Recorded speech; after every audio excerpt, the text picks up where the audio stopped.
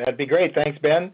And I also echo the opportunity to be here is great tonight, and thanks to everyone for dialing in and taking time out of their evening and summer activities to listen in.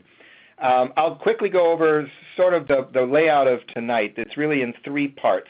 The first part, we'll talk a little bit about the ballot initiative updates, where we stand on that. There's some good news there. And we'll also talk about the website development of People Govern Not Money, and some more things about a communication network that we've established called Basecamp, and talk about how we're going to use that. The second part will be one on just how we're doing recruiting-wise, what our volunteer status is, what we need further, and then I'll ask maybe Kellen and Ben to chime in at that point to talk about some ideas that they might have to help us find volunteers, things that have worked in other states and that they've done in the past recruiting efforts. That'll be the second section. And then the third section is going to be just kind of an overview of maybe some of the confusing points. We've been talking a lot about trying to put together a frequently asked questions list because there's lots of activity going on in other groups, and we'll try to sort out some of the messages and what our ballot initiative is and how that's different from some of the other activities that are going on. So that's the three sections, and after each section I want to pause for questions. So I've allocated a lot of time for people to have questions, and to raise your hand during the call. You can just push 1 on your keypad, and then when we get to the question section, Ben, who's operating the switchboard there, can call on you, and you can ask your question. So one of the big parts of this this is a conversation. Even though I do most of the talking, I want to make sure to pause and catch questions. So we'll do that after each of the three sections. So that's the layout. So the first topic and update is kind of on where we stand with the language and the ballot initiative. I know that that Ben and the guys at American Promise have been doing a lot of work on that. And so I wonder, Ben, if you and Johannes, if he's on, might want to just recap what went on in the last few weeks with that and where we stand and what's next in the process. Absolutely. Thanks, Larry. Johannes, if you're on, you want to say hi? Howdy, y'all. Hope you can hear me well. I'm using some new headphones today, so I just want to make sure that I'm coming through all right. Loud and clear, buddy. Sounds great. Great. So, quick recap and next steps. As some of you may know, Ben and I personally hand-delivered the original signature petitions to the Attorney General's office last week, and so they are in. There are a few more internal steps over the next couple months that we'll be handling before we get the petitions back, and so I'll cover those pretty briefly.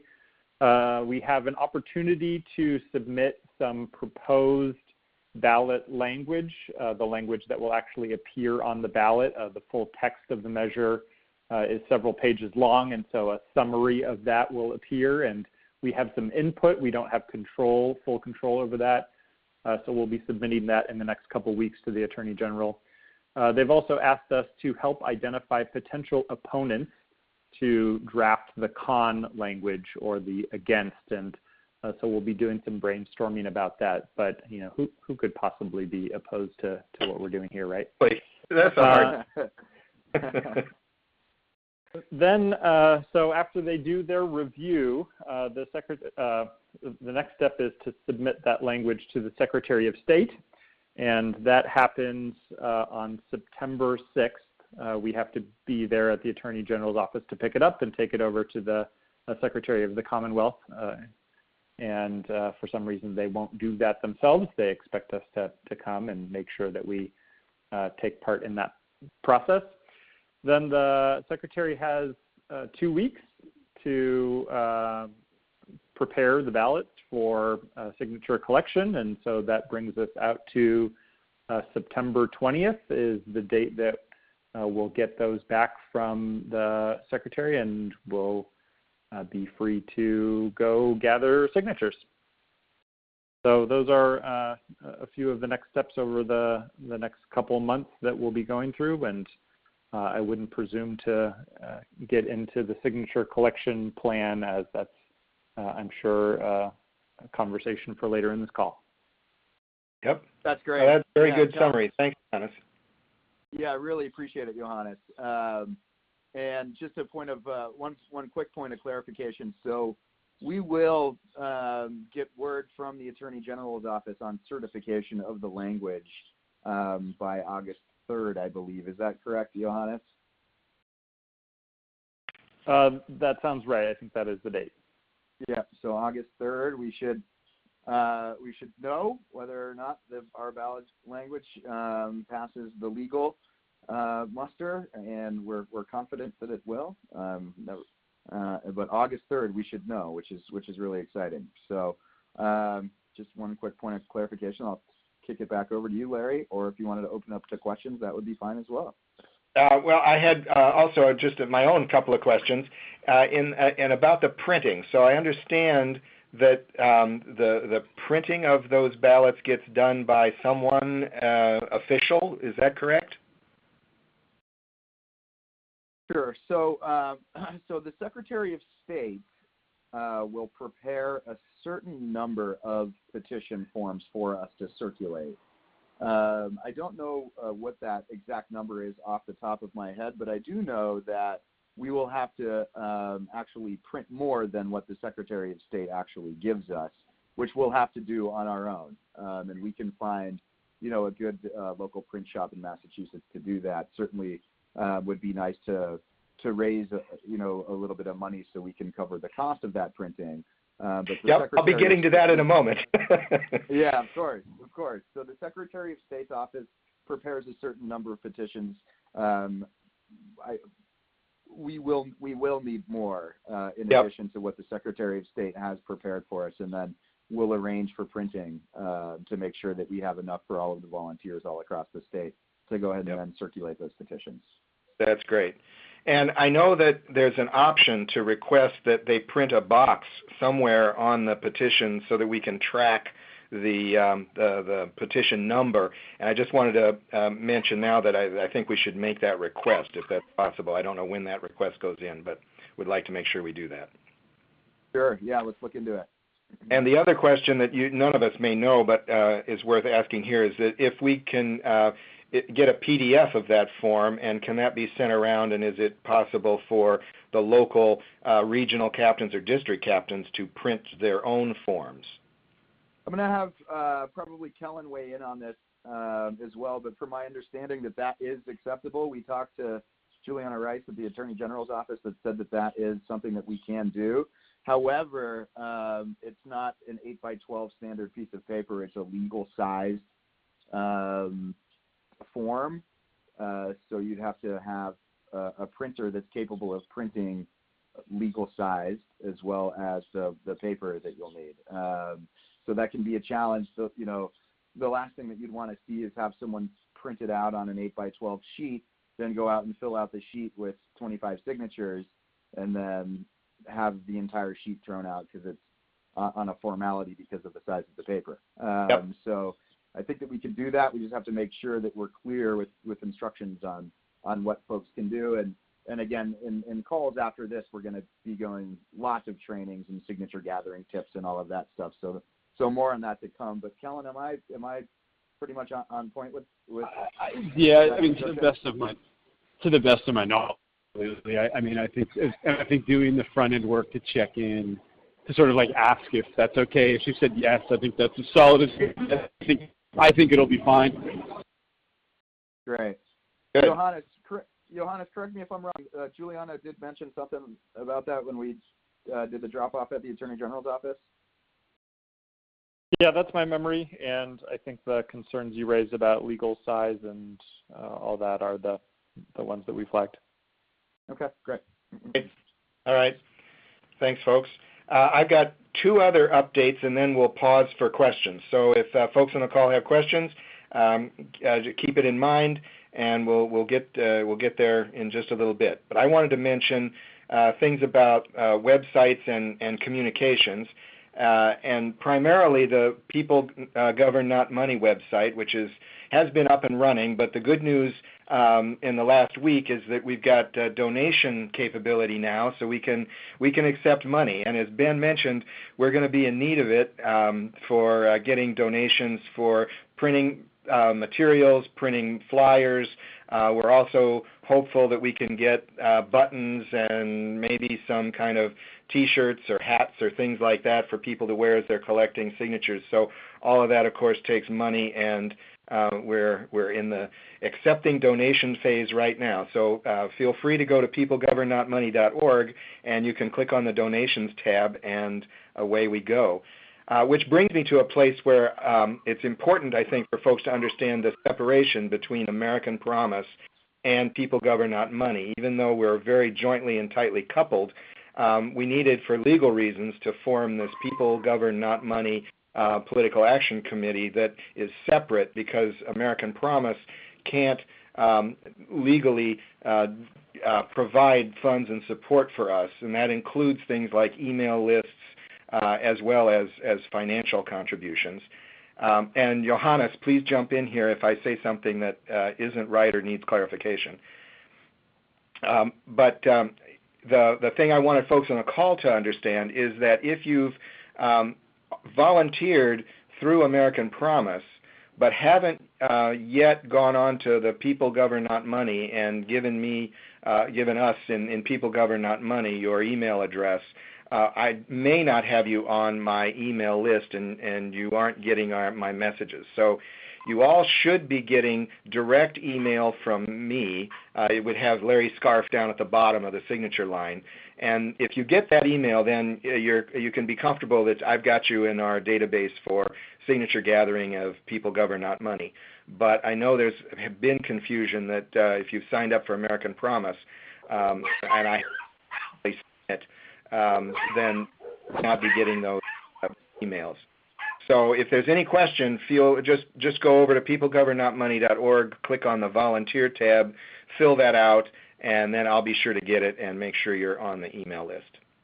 Johannes, was there anything that I should have added or clarified for the separation there between American Promise and People Govern Not Money? Maybe just one clarification about the ability of American Promise to support either financially or otherwise. American Promise can absolutely donate to People Govern Not Money, and have been doing so very generously with staff time, which would be considered an in-kind contribution. Yep. And we'll continue to in any way that makes sense, making volunteer lists available where appropriate and where it makes most sense. I think that we're happy to do that, and obviously we support the People Govern Not Money effort 100%, and will do so to the fullest of our legal ability and capacity ability. Great. All right. Thank you very much. And one other shout out I want to give on the website for People Govern Not Money is to Sally Willard, our tireless webmaster, who with Brian Muldoon on American Promise side and Sally on the People Govern Not Money side have been working to get that up and going, and managed to get it fully functional with a few little glitches in the beginning. And Sally has pretty much put up much of the text that's on there, and she's quite happy to accept text updates. So if folks on the volunteers section have ideas and thoughts that we really need to add to our webpage, that's something that we're welcome to. We would welcome your input, and the way to do that is a segue into my next message here, is the communication network that we've established, which is called Basecamp. And you may have, hopefully you all got emails from me this week alerting you that there's this thing called Basecamp that you'll be getting an invitation to, and I encourage you to sign up for it. It's where we would like to do all of our volunteer communication going forward. We've some folks that have been on other that have been working with other campaigns and active networks have suggested a couple of these organizational web-based applications, and we looked at them, and Basecamp seemed to be the best. And about 25 of us have been sort of beta testing it for about 2 weeks, and I think we're all very encouraged with how well it's working, and we're sharing information. We can communicate with each other. You don't have to be an expert on the web. It's a very easy interface to use. And so we're now starting to roll that out to everyone. Eventually we'll get all of our volunteers and district captains and regional captains on Basecamp, and it's a way that we can pass information back and forth.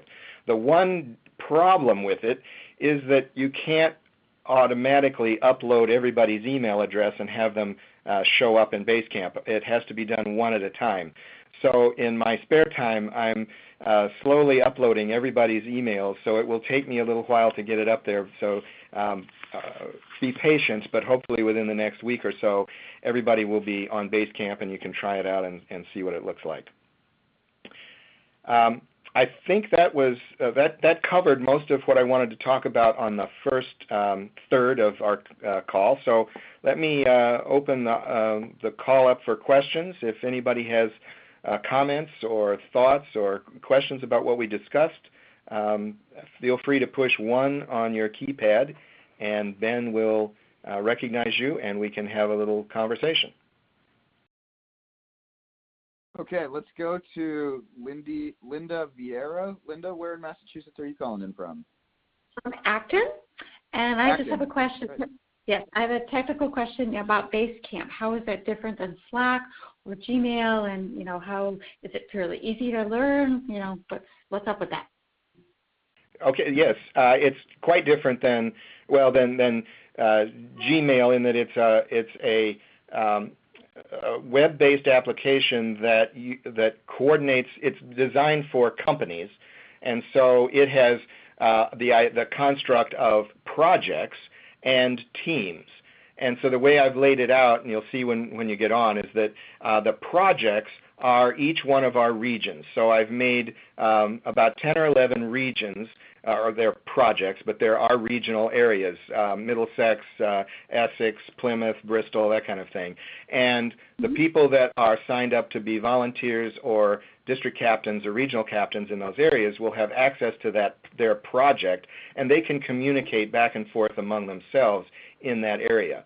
There's also teams that everybody's on, and those teams talk about things that go across all of our projects, things like communications, volunteer recruiting, the advertising and promotions, those kinds of areas where people might have ideas and thoughts about what we could do. In fact, there's been one area right now that's pretty active on logos, because we're trying to work on getting a People Govern Not Money logo, and there's been a lot of great ideas shared over there lately about how we would get logos into the mix and design and that sort of thing. So there's a headquarters where everybody sort of jumps in, and then it's distributed out into those teams and projects, and you share communications that way, all in the web area. There's no real email that's shared. You can get emails from Basecamp. You can set it up so that Basecamp will notify you when somebody has put something up. Our beta testers found that was getting too many emails, and you can easily turn that off. And if you just check Basecamp every day or so, it has a nice little place called Hey, H-E-Y, at the top, and that gives you a list of things that you ought to look at. It's very helpful. So I tried to that's a brief explanation over the phone. I think it's easier if you kind of see it in person. Okay, thank you. Thanks, Linda. Anyone else that has a question, go ahead and press 1 on your keypad, and I'll unmute you, or question or comment.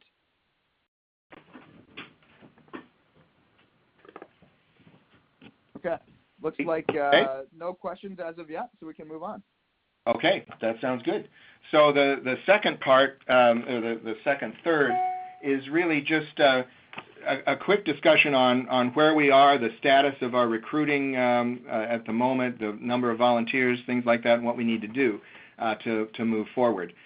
So I think so let me talk about the successes first. I want to put a big shout out to the folks in West Middlesex region, the Concord folks, who you kind of got an idea that there was a lot of Concord and Acton people on the phone.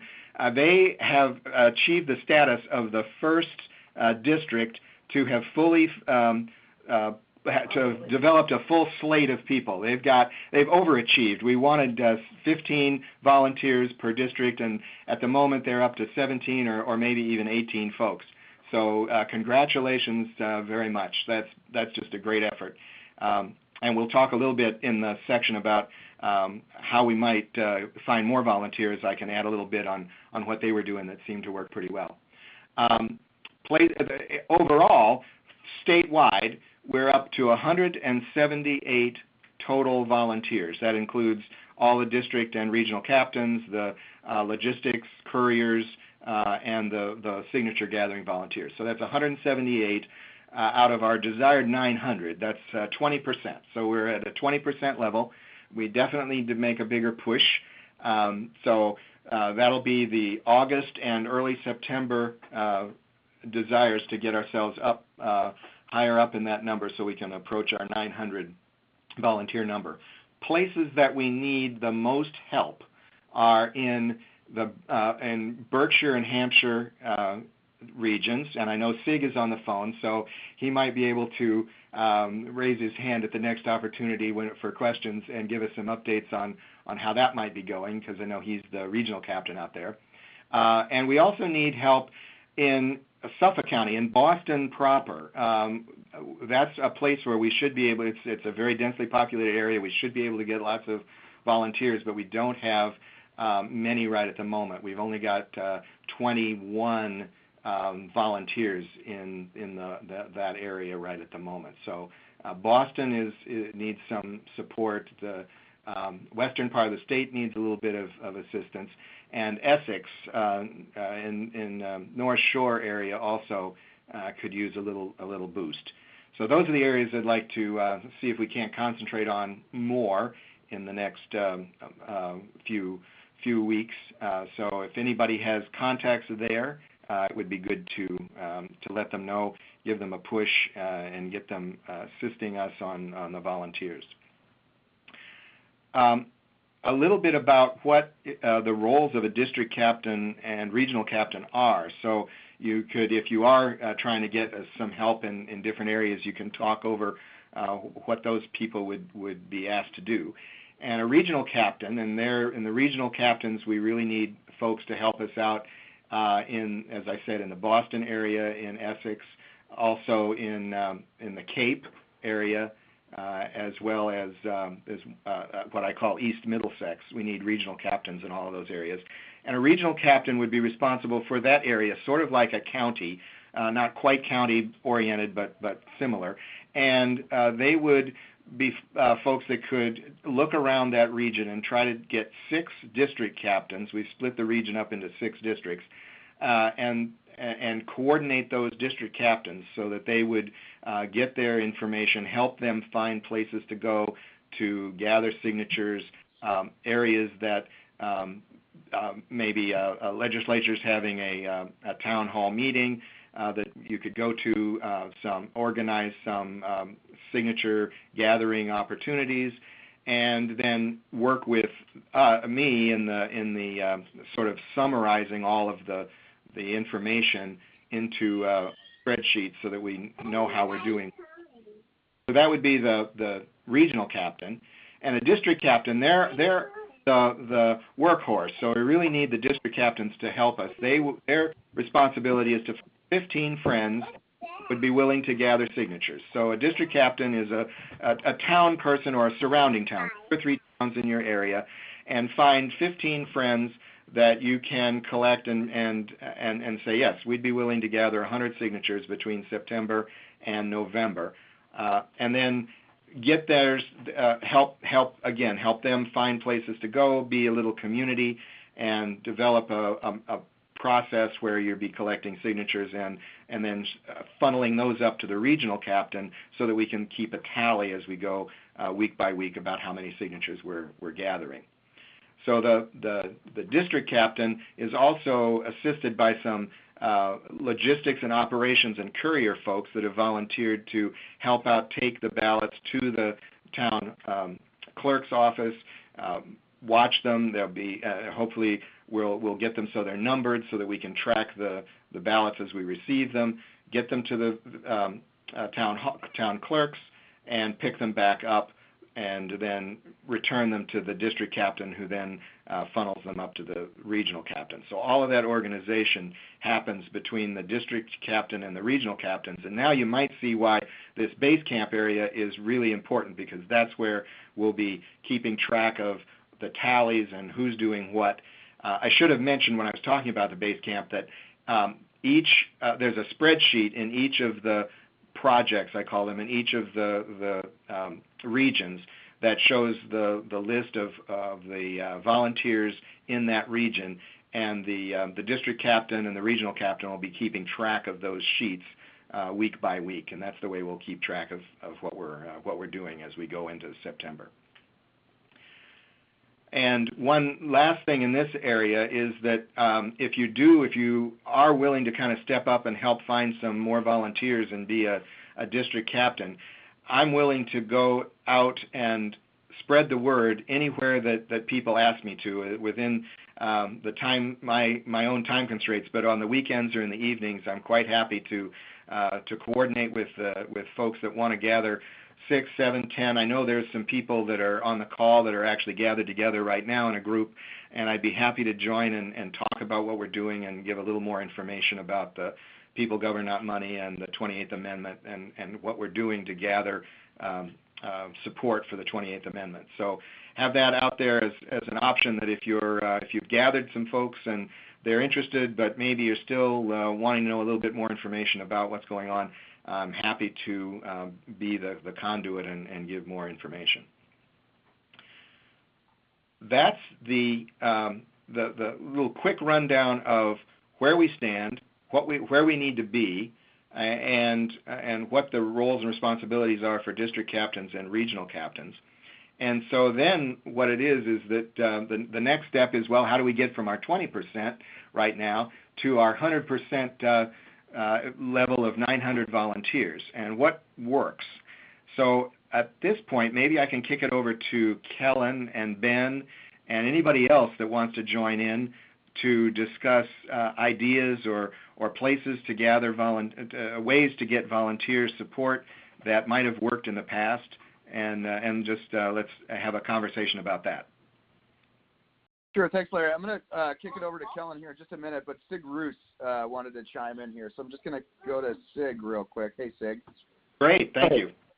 Yeah, I was just going to respond to that. Yeah, we're making progress in Hampshire and Greenfield, but we will love some help. I think we're going to be okay in Greenfield, Amherst, and Northampton. We've got the help of the former chair of the board of the select board in Amherst and the former mayor of Northampton, who are going to be helping us get names and volunteers. But we don't have that kind of help in Springfield and Holyoke. So if anybody knows folks there, that would be helpful. Super. That's great. Yeah, and when you get the volunteers, just have them go to peoplegovernnotmoney.org, fill out that volunteer form so I can add them to the list. Great. Thanks, Sig. And Larry. So Kellen, I'm going to kick it over to you to talk a little bit about some best practices for gathering volunteers. Sure. I apologize at the outset. It's a little noisy. Sorry, I'm outside. But yeah, so thank you, Larry, first off, for kind of giving us the overview about where everything is at right now. I think I have kind of two main ideas that I'd start off with, and then we can kind of kick it into the discussion. The first is for signature gathering volunteers in general. I think first off, that's an easier job to recruit for once we're actually out collecting signatures. Don't be too daunted. I think it's one of those tasks that actually sounds a little more intimidating than it really is, and it's just once you hold the petition in your hand and you kind of get a more real version about what it means, people say yes a lot more. But my biggest piece of advice there, whenever I'm working with volunteers, my first ask to people is never to volunteer to collect signatures. my first ask is always actually to see if they can just collect signatures of friends and family. So if I'm like a district leader and I'm talking to somebody, I don't want to speed things up to the point where you go from I just heard about this effort to I'm standing in front of a grocery store collecting signatures. The first ask. What's up? I said good point. Sorry. Yes. Yeah, I mean, I think the first ask they had 2 to 10 people in their life that kind of referred to as like an A-level relationship where like that person's actually rooting for you. They want to hear what you're up to. They want to help you. Sometimes it's family. Sometimes it's close friends. And I think just getting signatures from those people is just a really important first start. And then when they come back to you to let you know that they've done that, that's when I think it's valuable to help make that ask. Okay, now that you did this with a friend or family, how would you feel about, going out and collecting 10 more signatures or 20 more signatures from us? And that could be from people that they might know, or it could be from strangers. But the idea is that you're walking them all kind of a little bit slowly into getting more involved. I think that's particularly helpful when you have folks who are a little more ambivalent about how they want to help. If you're at a meeting and you have somebody that's like, I want to help now, what can I do now? Or I really want to be involved, then I think you can be a little more confident in asking them. But I do like that approach of sort of getting them into the process a little bit. I just think it helps a lot more. So that is one, I think, big strategy that I've used in the past that I've recommend. Would love to hear people's ideas or thoughts about that. And then just real quickly, the other thing I'd point out is that, I would really recommend if you're a district leader or a regional, make sure that you're out there collecting signatures as well. Even if that's not going to be your primary contribution, the biggest thing that helps me when I'm talking to people is to explain to them that I've also been out there collecting signatures. It's a foreign concept to a lot of people, and when you can give them a real anecdote about your experience doing it, it really makes it, I think, a lot more digestible and easier. So even if it's not going to be the outlet by which you distribute your time and energy into this effort, you're going to do more of a planning or managerial. Make sure you get out there and do it because it just helps you make that ask so much easier. I would say don't just do it like day one. Once every week or so, try to just, even if it's just for 30 minutes, get out there and expose yourself to it because it's a really effective tool. And it helps me land on my last point, which is you will come across people who are signing your petition who are excited and want to know about how they can help. Sometimes people who have signed your petition can become some of your best signature gathering volunteers. I've definitely done that before because the concept of what you're asking them to do is foreign. They've been a part of that transaction before, and so it's not that intimidating to them. So you will come across that, and my only recommendation there is not also the signature gatherers you're training, make sure they follow up with that. Don't think about that offer as lightly. Like I have 100% experience in my life converting people from signing my petition into becoming signature gatherers. So those are my kind of just 3 initial points of suggestion, and would love to kick it over to you, Ben, and then also to either have a conversation or answer any questions. That's great, Kellen. Yeah, all really good suggestions, and certainly ones that I've used in the past as well. So if you have a question or a comment for Kellen, go ahead and press 1 on your keypad now. Kellen's done ballot initiatives in all 24 states that allow for them, and has done so in Massachusetts as well. So this is a really great opportunity to ask the expert. I will just add also that the month of August is a really great recruitment month. People are out and about all over the place doing things, whether you're at a barbecue or a parade or there's, any kind of town hall meeting. I know that, Congress has a recess middle of August that's going to be, pulling a lot of folks out that are committed and civically minded. So I would say just having a clipboard and a stack of volunteer sign-up sheets with you wherever you go is really critical. If we start to go to some of these events, or whether it's a personal event that you're going to at a barbecue or something like that, to ask folks, and don't be scared to ask folks to participate. Really, it's it's kind of a hard thing to do, to talk about politics in this day and age with folks that you might not know. But the good news is this isn't political; it's civic, and it's cross-partisan, and it transcends partisan lines, and it's 8 out of 10 Americans agree with this. So it's likely that whomever you're talking to is going to agree with us on this issue, and might be willing to participate. So don't be shy about asking friends, asking family, asking other folks that you know in your network to do the same and participate. And August is a really great month in Massachusetts to do that. And I would encourage folks to go online, look up events that are happening in your own community that might be ripe opportunities to find some engaged folks. Again, by the time early September comes around, certainly we're going to be on our last push to get all of the volunteers that we want to be gathering signatures in Massachusetts. Just a quick review for those that weren't on the last call. We have a short time span to collect signatures in Massachusetts, only about 8 or 9 weeks, and so it's definitely going to be all hands on deck. So that's my plug, to get out there the month of August and do everything you can to find as many people as possible to hit the streets and make this happen. And again, I just wanted to add real quick before I kick it back over to Larry that this is historic. We're going to make history here, and there are a lot of folks out there that think that you have to have millions of dollars and paid signature gatherers to pull this off, and we're going to put that to the test. And I think that we're going to be successful. So know that you're participating in a historic effort, and the reason why I love working with Kellen so much is Kellen understands that this is the most direct form of democracy, and we use the ballot initiative process, and people love participating in that. They really do. So Larry, I'm going to kick it back over to you. But yeah, I guess I'll just leave it with, don't be shy to get out there and ask your friends and family to help out. Okay. Yes, absolutely. Thanks, Ben. And everybody, feel free to, if a question comes up, push 1 on your keypad. Ben can interrupt me, and we'll stop and pause for questions, because that's part of this call, is to get your questions answered. I'll add one more of things that I saw happen from just looking at it from the other side with the folks in the Concord area.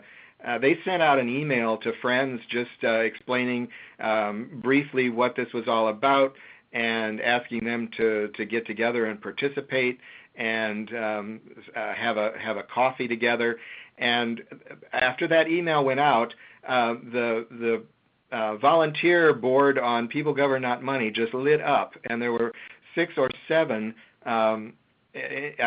volunteers within 2 or 3 days of that email. So that really did a wondrous job. It's posted up on the base camp area in the volunteer recruiting team, so anybody can take that email and change it around and wordsmith it to work for you. But that was a great way that they got things rolling for them. Great. Yeah, Larry, and I'll also just add, if anyone's willing, please go ahead and go to the People Govern Not Money website, copy the link for the volunteer page, and post it up on your Facebook page. Post it up if you have a Twitter profile. Post it there, and just help spread the word to your social network as much as you can, because I know that's a really great tool to recruit folks as well. So we do have a couple questions. If we can start with Cecilia Marcado. Cecilia, where are you calling in from in Massachusetts? Hi, can you hear me? I'm from Burlington, Massachusetts. Hello? Yes, we can hear you. Okay, hi. Yeah, hi. So the question is for Larry. When you were describing the roles, I'm not very clear what the difference between the logistics person and the courier person. Good question, and you're right. There's not much difference. We may end up using, if we only get one person doing that role, they'll fill both.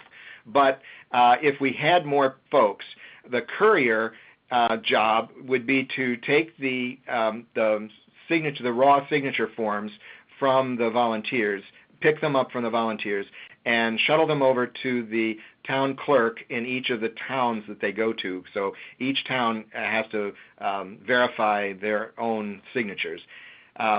then the courier gets a little receipt. Sometimes I can get those right away, but more often you leave them, you get a receipt, and then you go back and you pick them up and you get them back to the district captain. So the courier is a shuttle service moving the forms back and forth. The logistics and operations person would help to distribute literature, flyers, things that we would have at signature gathering sites or places that we would want to have before we gather signatures, and still trying to recruit volunteers at places that we were recruiting volunteers when people wanted to have literature available. They would also help the district captain in counting the signatures and updating the spreadsheet on the base camp site, so that we'd have a tally of raw signatures versus how many of those were verified, so that we can keep that updated weekly. So logistics and operations is kind of that coordination of the spreadsheets and the materials and getting them out to people, and the courier is the shuttle service of back and forth from town clerks. Okay, so I have a lot of friends who work. So is the logistics role more like something that I can do in the evening after work, kind of? Yep. Seems like. Yeah. Okay. Yes, that can happen any time that your schedule allows. You're right. The courier would need to get them to the town clerk's office when they're open. So that is kind of a during the day kind of activity. Okay. Thank you. Yep. Thank you, Cecilia. Great question. Can we go to John Gow? John, where are you calling in from? Worcester. Hi, John. Can you hear me? Yes, we can. Good. Going back to the status, you mentioned various regions. I wondered about the Worcester region. I didn't hear. Oh, yeah, thank you. I should have mentioned. Worcester's doing well, so I didn't applaud Worcester. I should have very much. Yes, I'm looking here. We've got 42% of the folks that we would hope to have in Worcester, so almost half. So that's really good. I had hoped that by this time we would be at a 50% mark. So yay, Worcester, you're doing very well. Certainly, though, need more, but it's one of the shining stars at the moment. And I have a follow-up to that. Among these volunteers, what about regional and district captains? Those are three separate areas. My terms are the volunteer. Everybody's a volunteer. What I've been calling volunteers, and probably should be more careful, is a signature gatherer. So that's a person who would get 100 signatures. And at the next level of volunteership, higher up on the scale, takes a little more time, would be the district captains and the regional captains. But everybody's a volunteer. Those are the three levels. And then, and I don't also want to exclude the logistics and couriers that we were just talking about. Everybody's necessary, everybody's important, and whatever area that you would find fun, because I want to make sure this is fun, that's the place for you to go. I understand that. My concern is that lots of people, including me, are willing to volunteer but don't want positions of responsibility, and so I was wondering how successful you're being with finding district and regional captains. Oh, regional captains, we're about 65% there. There's 11 regions. We've got 7 regional captains, so I'm doing very well there. District captains, they're the ones that I could use the most support from, but in certain areas, we're fine. But that's the ones that I mentioned and Sig mentioned he was probably doing better than I might have expected. So I'll reserve that for about in the western part of the state, but also in downtown Boston. That's the place that really need most help for district captains. I see. And coming back, what about Worcester itself and that with regard to these captains? We've got David Rogers Schultz is the Worcester district captain. He's doing great guns. He's also kind of a co-regional captain with Mike Fishbein, and they're doing a great job in pounding the pavement and getting people out. So we are pretty well supported in the Worcester area. Very good. Well, thank you. Yes, thank you. Ben, anyone else? Yeah, thanks, John. Great question. Let's go to Debbie Allen. Hi, Debbie. Welcome. Where are you calling in from? Hi, I'm in Brockton. Debbie Allen. Hooray. Thank you. She and I have been having trouble emailing each other. Yes, but we are succeeding finally. Excellent. I wondered if in Basecamp or somewhere there's a spreadsheet that shows what these 11 regions, 11.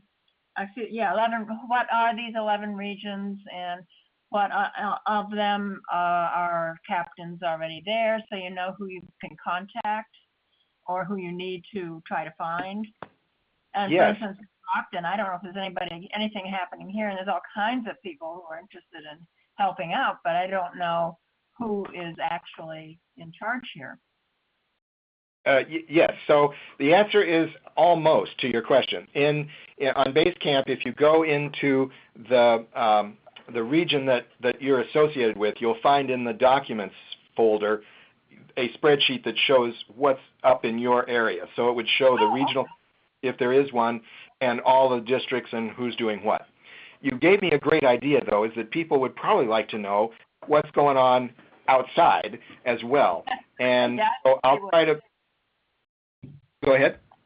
I said yes. I think that it's a good idea to have an idea of what's going on for the whole thing. Yeah. Yes. So I'll put up a summary web spreadsheet up at the headquarters where everybody has access. At least shows the current. I won't probably put everybody's name there, but it'll just be what do we need, where, how many volunteers, how many district captains, that kind of thing. I'll try to get that up today or tomorrow. That would be great. Okay. Yes, thanks. Great question, Debbie. Thanks so much. And anyone else have a question? Go ahead and hit 1 on your keypad now. Okay. Okay. So in the last 10 minutes, I wanted to hit some of the things that might be causing a bit of confusion or would be helpful to square away. I know that, again, in the Basecamp conversations, there have been thoughts about what's going on. There's a lot of different bills and ballot initiatives and resolutions happening. So let me describe, and again, Kellen, Johannes, and Ben, jump in and correct any misstatements or amplify what I'm going to say here. But I'll try to separate out what we're doing in our ballot initiative from some of the other things that are going on. So our ballot initiative, which is called People Govern Not Money, is one that will create when it passes, will create a citizens commission that will help to refresh and recognize the efforts that were gone on in 2012 when a legislative resolution was passed that called for the folks of Massachusetts to support a resolution for the 28th Amendment to the Constitution. That was a legislative vote. None of the voters got a chance to actually speak up on that. It was just done in the legislature.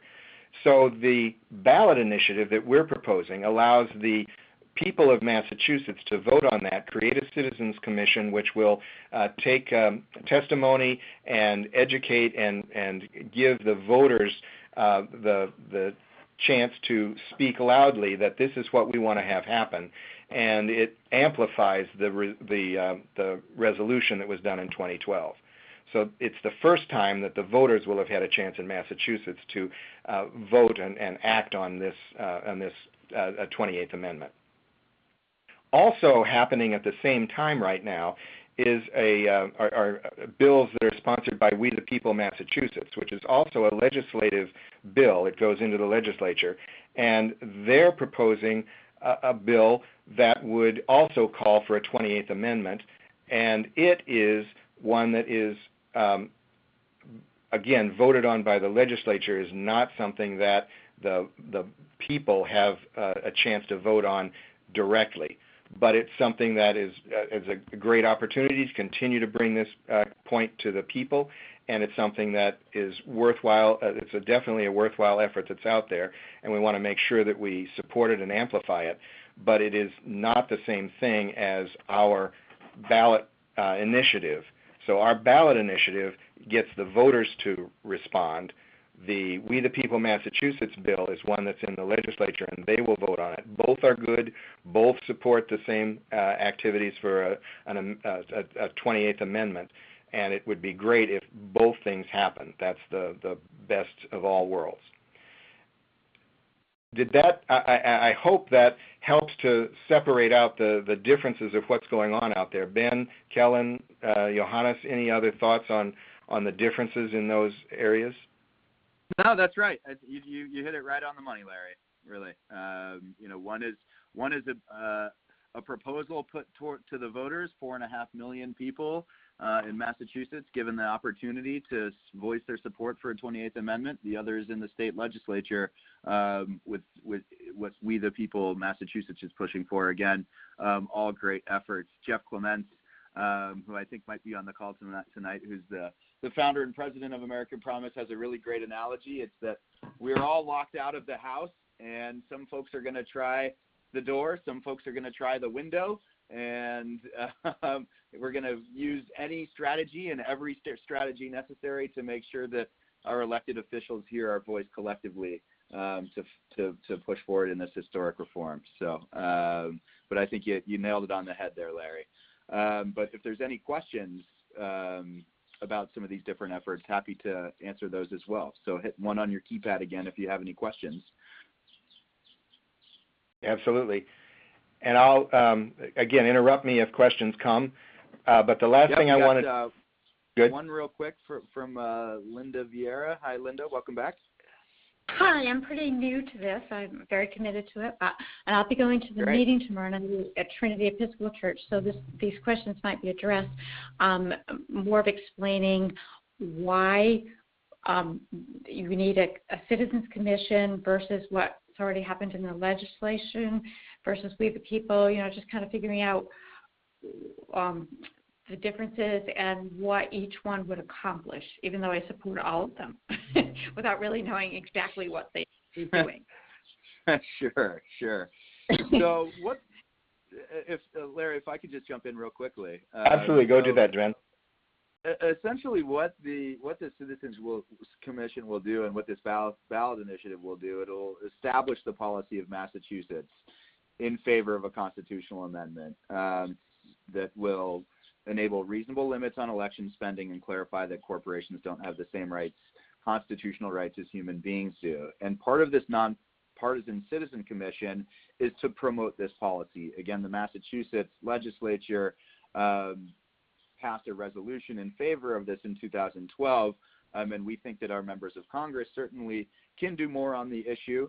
And the Citizens Commission is almost, if you can imagine it, like the people's watchdog. So it enforces this policy, it comes out with reports, it holds hearings across the state, and it's charged with the task of kind of enforcing this policy. So it instead of just passing a ballot initiative, then it's over, and kind of that energy dissipates, this is a really creative way to keep the pressure up on Congress, on elected officials, to make sure that they know that this is a priority and that the residents and citizens in Massachusetts really want this done. With regard to the We the People Massachusetts legislation, this involves a similar strategy of adding more teeth to the resolution. This actually calls for what's known as an Article 5 convention or an amendment convention of the states. And again, being that we are 4 minutes away from 8 o'clock, it might not be the best time to get that deep into that discussion around the amendments convention. But since you are going to the event tomorrow, I'm sure that can be addressed. Also, if you have any questions on what is an Article 5 amendments convention, this is one of the strategies to pass the constitutional amendment. Go ahead and shoot me an email at Ben. Actually, I do know about that. I'm more not confused, but not as educated about this part of it. So even though I'm supporting this part, I'm working for this. Oh, sure. Okay. Initiative. Oh, good. Yeah. Okay. Yeah. So I know about Great. Lead the People. Yeah. Oh, good. Okay, great. Well, I hope this is able to clarify a little bit there for you. Yeah, I think I'll learn more as I get along. Thank you. Great. Well, welcome and thank you for your participation. This is going to be a lot of fun, Linda. So it looks like we have time for just one more question. Let's go to our good friend Fred Van Dusen. Fred, how you doing? I'm doing fine. I had sort of a similar question, but I was wondering, are there other groups also doing things? Like, is Represent Us doing something too?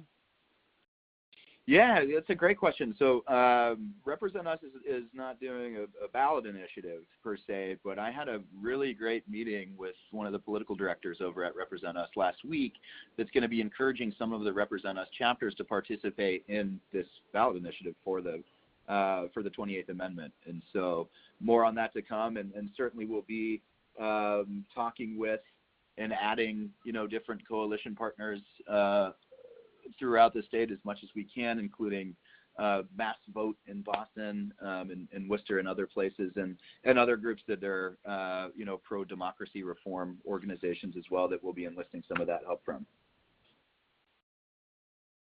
And so there are other groups aren't doing rival things then? No, I mean similar but different. Reform ballot. Yeah, yeah, exactly. Yeah, I wouldn't say rivals. No, there are a number of ballot proposals that have been submitted. Minimum wage and earned sick time and millionaire's tax and some of these other ones. But in terms of democracy reform ballot initiatives, I believe this is the only one so far. Again, there's still a little bit under 2 weeks for folks to submit something, but there was some discussion around a ranked choice voting ballot initiative, which I'm not sure has been submitted yet, but as far as I know, as it stands right now, there hasn't been any other kind of this, democracy reform type work for the 2018 ballot. Okay, thank you. And I'd just like to thank Fred, too, for I know he's sent out an email today to his distribution list on Reclaim Our Democracy, also supporting us. So thanks, Fred, for doing that. That's how the groups get together, and we all boost each other up. I really appreciate that from your side. You're welcome. Absolutely. And we are coming close to the 8 o'clock hour. Are there any more questions? I had one little thing I wanted to mention. Not that I see right now, Larry. Go ahead. I made a note to myself because I forgot as we were going along and I was talking about the website stuff that among other things that Sally Willard has been doing, she's also made a Facebook page for People Govern Not Money. So I'd encourage you to go to Facebook and share that around to your social network. That's also a great place to post information and things. And the last piece about ways we can get volunteers. I've mentioned it before, but I want to do another plug for the theatrical presentation we're coordinating in September called Granny D, which talks about a 90-year-old woman, Doris Haddock, who walked across the United States when she was for campaign finance reform. Her story is amazing, and we've got two folks coming up from North Carolina to present that in Concord, in Worcester, in Fairhaven, and hopefully in Gloucester. I'm still working the last little bits out with Gloucester, but that will happen the week before, around September 14, 15, 16, and 17, right before we kick off our campaign. So that should be a great opportunity to get people's spirits lifted and move out on the campaign. So that's great, Larry. That's it. I'll turn it back over to you, Ben, if there's any parting thoughts. No parting thoughts, but as you know, I like to end some calls with an inspirational quote. If you'll humor me, this is from George Bernard Shaw's Man vs. Superman. And the quote says this: "This is the true joy in life, the being used for a purpose recognized by yourself as a mighty one. The being a force of nature instead of a selfish, feverish little clod of ailments and grievances, complaining that the world will not devote itself to making you happy. I am of the opinion that my life belongs to the whole community, and it is my privilege to do for it whatever I can. I want to be thoroughly used up when I die, for the harder I work, the more I live. I rejoice in life for its own sake. Life is no brief candle to me. It's sort of a splendid torch which I've got a hold of for the moment and want to make it burn as brightly as possible before handing it on to future generations. I love that quote, and nice. I thank everyone on this on this call for recognizing yourselves as mighty ones and taking on this big challenge of the 2018 ballot initiative. We're going to have a ton of fun. Again, go ahead and check out People Govern Not Money if you haven't been there. Recruit as many people as you can. I'm always available for questions. Larry's available for questions. Again, my email address is beng@americanpromise.net. If you have any technical questions, if you have other questions about volunteers, Larry's email is amend28scarf. Is that right? Yeah, amend28@scarf.org. Yes. Amend28@scarf, SCARFF.org. Yep, ff.org. Amend28@scarf.org or beng@americanpromise.net. And thank you all for participating and joining the call. I'm going to go ahead and take everyone off mute right now so you can go ahead and say goodnight to each other. And thank our awesome volunteer. Huge shout out to Larry for putting this all together, Larry. We're so proud of you. We couldn't be more thankful for all of the efforts you put into this. So good night, all, and everyone's off mute if you want to say good night, and thank you. Good night, everybody. Good night, everyone. All right. Everyone keep up the good work. Absolutely.